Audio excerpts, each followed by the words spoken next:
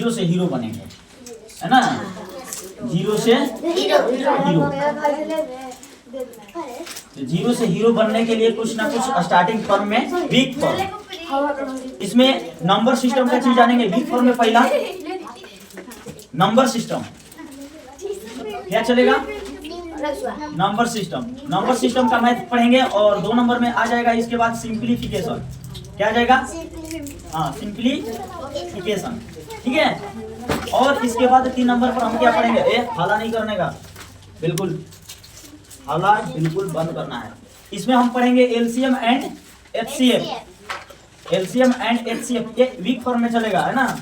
इसके बाद चौथे नंबर पर हमारा आ जाएगा, पढ़ेंगे रूट एंड, है ना, स्क्वायर रूट। स्क्वायर रूट आ गया समझ में, और प्लस क्यूब रूट, इसके बारे में जानेंगे। इसका होता है वर्ग और, है ना, वर्ग वर्गमूल, और एलसीएम एचसीएफ लघुत्तम महत्तम होता है, और सिंप्लीफिकेशन सरलीकरण होता है। इसका हिंदी होता है सरलीकरण। और नंबर सिस्टम में संख्या पद्धति। तो आज हम सब क्या पढ़ेंगे, संख्या पद्धति के बारे में पढ़ेंगे। संख्या पद्धति, संख्याएं कितनी होती है, संख्याएं 10 होती है कि नहीं होती है, संख्याएं 10 होती है। और अंक कितने होते हैं, 9 होते हैं। अंक तो बहुत सारे हैं, है ना, लेकिन 9 फिक्स है। इसी 9 अंक मिलकर अंक में एक पूर्ण संख्या लगा देते हैं। पूर्ण संख्या क्या होती है, जीरो को कहते हैं। पूर्ण संख्या किसको बोलते हैं, जीरो को बोलते हैं। और जब उस अंकों में 1 2 3 4 5 6 7 8 9, ये 9 जो है, इसमें जीरो को हम ऐड कर देते हैं। जीरो को क्या करते हैं, ऐड करते हैं। तो जीरो को ऐड करने से पूरी संख्याओं की संख्या कितनी हो जाती है, 10 हो जाती है। इस 10 संख्याओं को क्या कहते हैं, है ना, संख्यांक बोलते हैं। इस 10 संख्याओं से बनने वाली संख्याएं क्या कहलाती है, संख्यांक कहलाती है। समझ में आ गया। अब यहाँ चौथे में स्क्वायर रूट है, कब रूट है, इसके बारे में पढ़ना है। सिंप्लीफिकेशन वीक फॉर्म में अभी इतना चलेगा, और इसके आगे पढ़ाई जाएगी, ठीक है। और स्ट्रॉन्ग फॉर्म का बात लिखवाएंगे सिलेबस इसका। तो पहला नंबर सिस्टम में हम लोग पढ़ेंगे नंबर के बारे में सबसे पहले जान लेते हैं। नंबर सिस्टम में यही चलेगा शुरू में, नंबर सिस्टम। संख्या चल रहा है, संख्याएं कितनी हो गई, संख्याएं 10 हो गया। और इसी 10 संख्याओं से क्या बनते हैं, संख्यांक बनते हैं। क्या बनते हैं, संख्यांक। इसी 10 संख्या कौन कौन है, 0 1 2 3 4 5 6 7 8 एंड 9। ये सबको काउंट करेंगे तो टोटल कितना होगा, 10 होगा। इसी 10 संख्याओं से पूरी संख्या, जितने भी संख्या है, मिलकर बनाई जाती है। और जब कोई संख्या, जैसे मान लो 8 0 7 5, ये सब इसको क्या बोलेंगे, है ना, पूरे संख्याओं का समूह है, संख्यांक है। क्या है, संख्यांक है। तो ये सब क्या है, संख्यांक है। अब इसके बाद आता है कि संख्याओं का बहुत सारे टाइप है ना। अब क्या क्या टाइप है हम देखेंगे। जैसे मान लो कोई संख्या है 0 1 2 3 4 5 6 7 8 और 9। इसमें 0 को कौन सी संख्या बोलते हैं, 1 को कौन संख्या बोलते हैं, 2 को कौन संख्या बोलेंगे, 3 को कौन संख्या बोलेंगे। ये सब सबका अपनी अपना पहचान है। हाँ, चॉकलेट खाओ तो उसका बढ़िया तो है, ले जाओ पॉकेट में डालो, पॉकेट में, अपने अपने पॉकेट में, जेब में, जेब काय को रखा जा रहा है, गंदगी फैला रहा है। चल उसको उठाओ,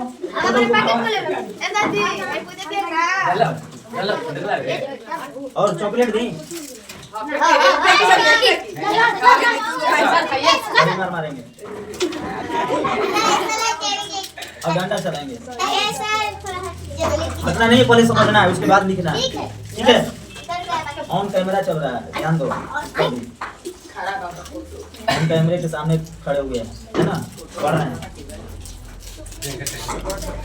यहाँ ध्यान देना, ये जो 10 संख्याएं हैं, इस 10 संख्याओं का अलग अलग पहचान के लिए इसका नाम दिया गया है ना।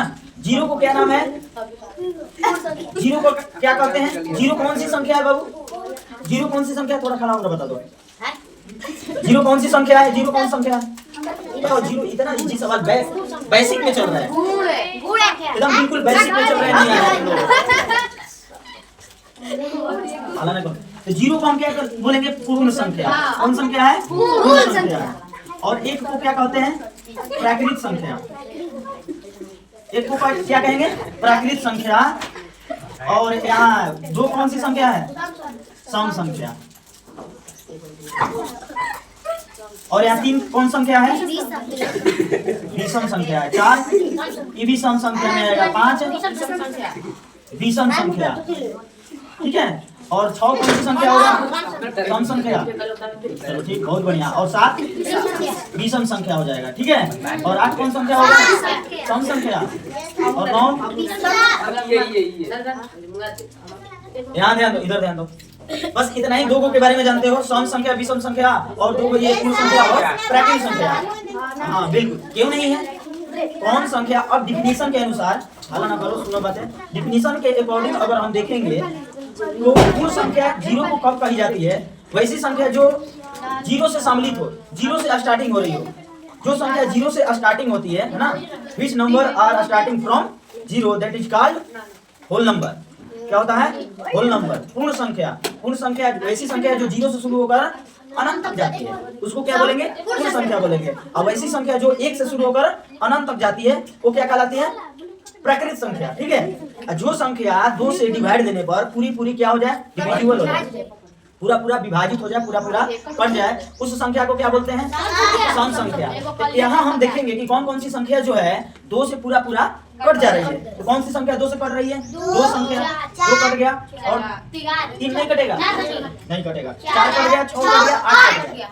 इसी कितने हो गए सम संख्या? 2, 4, 6, 8। 4 सम संख्या कितने हो गए? 4। क्लियर है? अब इसके बाद आता है विषम संख्या। तो विषम संख्या का डिफिनीशन होता है वैसी संख्या जो 2 से पूरा विभाजित न हो। जो वैसी संख्या जो 2 से भाग देने पर पूरा न कटे, है ना, तो वो संख्या क्या होती है? विषम संख्या। लेकिन हम यहाँ देख रहे हैं कि 3 विषम संख्या है, लेकिन एक और संख्या होता है जिसको नाम कहते हैं अभाज्य संख्या। क्या बोलते हैं उसको? अभाज्य संख्या। अभाज्य संख्या क्या होता है? जो स्वयं से विभाजित हो, किसी दूसरी संख्या से नहीं। एक को छोड़कर एक किसी को काट देगा, नहीं काट देगा। अगर एक में किसी को भाग लगाए तो वो तो नहीं, बाद में काट देगा। समझ में आ गया? इसलिए एक क्या है? बिल्कुल सबसे कटने वाला, सबको काटने वाला एक है। तो एक को छोड़कर वैसी संख्या जो खुद से विभाजित हो, किसी दूसरी संख्या से नहीं। तो यहाँ हम देख रहे हैं उसका स्टार्टिंग कहाँ से हो रहा है? अभाज्य संख्या का स्टार्टिंग कहाँ से हो रहा है? 2 से स्टार्ट हो रहा है, क्योंकि 2 भी जो संख्या है 2 से कटेगा, किसी दूसरी संख्या से। 3 भी जो है किससे कटेगा? 3 से ही कटेगा, किसी दूसरी संख्या से। और इसके बाद 5 को देखते हैं। 5 तो ये क्या है? 5 भी अभाज्य संख्या होगा, और उसके बाद 7 भी अभाज्य संख्या होगा, ठीक है। इस तरह से बढ़ते जाएंगे ना। 11 भी क्या है? अभाज्य संख्या। 13 भी क्या होगा? अभाज्य संख्या होगा। और 15 कहाँ से होगा? 15 अभाज्य संख्या होगा? नहीं होगा, क्योंकि ये इसके गुणनखंड कर सकते हैं तो बहुत सारे संख्या निकल जाएंगे। पहला नंबर तो 1 से तो कटेगा ही, इसके बाद 3 से भी कटेगा, इसके बाद 5 से भी और 15 से। ये कटने वाला 5 संख्याओं से कटने वाला संख्या है। तो अभाज्य संख्या केवल खुद से कटता है, अदर से चाहे इसका डिफिनीशन ऐसे भी कर सकते हैं, वैसी संख्या जिसका गुणनखंड केवल 1 और स्वयं हो। जैसे 3 है, 3 किसी से कटेगा? 3 कटेगा तो 1 से कटेगा, नहीं तो 3 से कटेगा, यानी जिसका गुणनखंड केवल 1 और स्वयं हो। 11 1 से कटेगा, नहीं तो स्वयं से कटेगा, है ना। तो ये सब क्या है? अभाज्य संख्या है। बंद करो, है ना। वो टैटू काम करेगा रे पगली ना, सर पढ़ाई कम देगा। अरे पढ़ा रहे हैं तो टैटू बना रही है इस पर। टेक्निकल बना के बताओ। हाँ, एक बात उसका टाइम आता है, सबका अपन का टाइम आता है। यहाँ ध्यान दो, इधर ध्यान दो। अरे करिया था सही, ठीक है। चल तेरे पापा के पास चलते हैं आज। सही। हाँ, इसके पापा को बुला लो। इधर आओ, इधर आओ, इधर आओ, आओ इधर आओ ना, आओ ना इधर आओ। इधर चूहेड़वा होता है ना, चूहेड़वा अपने को हाईलाइट बनने खातिर छोटा भेस तो बनाया रहता है, भिखारी जैसा, मुसहरो जैसा। जब रोड पर निकलेगा तो हाँ पेड़ लगी लगाया है। आओ नहीं यहाँ,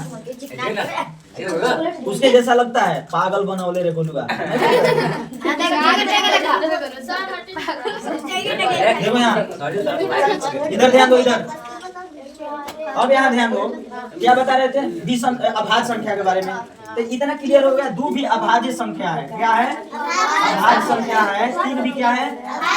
अभाज्य संख्या है। और 5 भी क्या होगा? अभाज्य संख्या होगा। 7 भी क्या है? 7 को 2 संख्या, ये सब जो अभाज्य संख्या होती है ना, ये विषम और अभाज्य दोनों होता है। विषम और अभाज्य दोनों होता है। अभाज्य संख्या विषम और अभाज्य दोनों होता है। ठीक है, इसको ध्यान देना होगा। सभी सम संख्या, एक क्वेश्चन आता है, क्या सभी सम संख्याएं अभाज्य होते हैं? क्या सभी सम संख्याएं अभाज्य होते हैं? तो आंसर 2 को है, यस या नो। तो क्या होगा? क्यों? क्योंकि कुछ संख्या ऐसे हैं जो हाँ, इसी से कट रहे हैं। कुछ संख्या, कुछ विषम संख्याएं भी ऐसी है जो जिसका गुणनखंड अलग अलग है, अलग अलग संख्याएं मिल सकती है।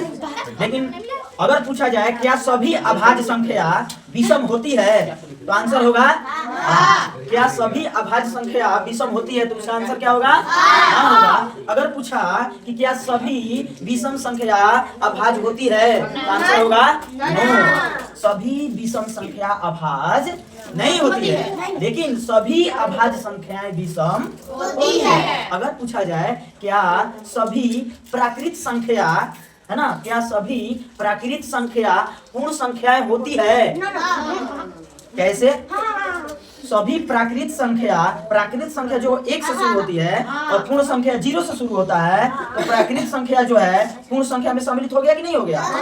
जैसे 0 से शुरू हुआ, 0 1 2 3 4 डॉट अनंत तक जाएगा कि नहीं जाएगा? क्लियर है? तो हम देखते हैं क्या बोले, क्या सभी प्राकृत संख्या पूर्ण संख्या होती है? तो अब देखेंगे कि पूर्ण संख्या में ये शामिल है कि ना है। तो यही यहाँ से प्राकृत बन रहा है और ये पूर्ण है, तो पूर्ण संख्या के अंदर में ना है, तो हम कह सकते हैं कि सभी प्राकृत संख्या पूर्ण संख्या होती है। लेकिन अगर कह दे कि क्या सभी प्राकृत संख्या पूर्ण संख्या होती है? नहीं होती है, क्योंकि प्राकृत संख्या का जो शुरुआत है, जहाँ से स्टार्ट हो रही है, वो 1 है। क्या है? 1 है। लेकिन पूर्ण संख्या का जो स्टार्टिंग है वो कहाँ से है? 0 से है। तो 0 का तो स्टेशन छूट गया कि नहीं छूट गया? छूट गया। ये कहेगा तू हमारे समूह के नाम है। प्राकृत संख्या क्या बोलेगा? तू हमारे समूह का नाम है। तो इसलिए क्या बोल यहाँ आएगा? सभी प्राकृत संख्या पूर्ण संख्या नहीं होती है। ठीक है, क्लियर है? अब इसको